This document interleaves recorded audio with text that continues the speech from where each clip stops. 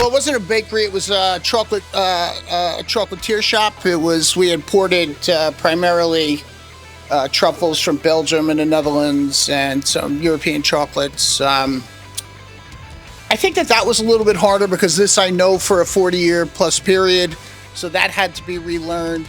I do suppose there's also similarities if you're trying to sell chocolates and run a business. The running of it is the same. And I think to some degree, even heavy metal, especially through interviews, as well as promotion, is selling something.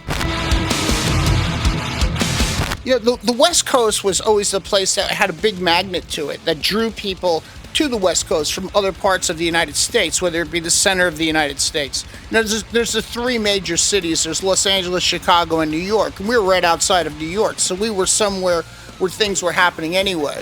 But if you're in the middle of the country, you'd be drawn to one area or the other.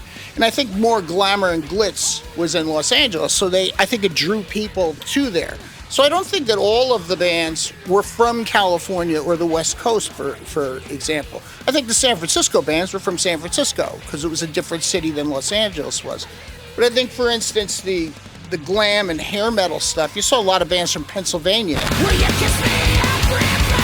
Feel the Fire. Youthful energy and exuberance.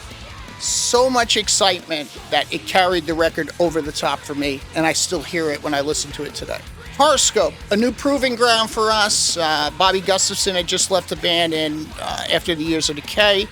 I think Dee Dee Verney and myself needed to prove ourselves all over again, and to some degree reinvent ourselves. And I think we did with that record. It's one of the best writing records I think we've done as a team. Scorched, a product of the pandemic, and rightly so, because the amount of time that we spent on that record gave it its, I think, the attractiveness about it. Because my end of it, I rewrote at least 3 times, and I think that it shows in it that it's a very cohesive record, representative of the pandemic, but not in a negative way that Overkill would overcome.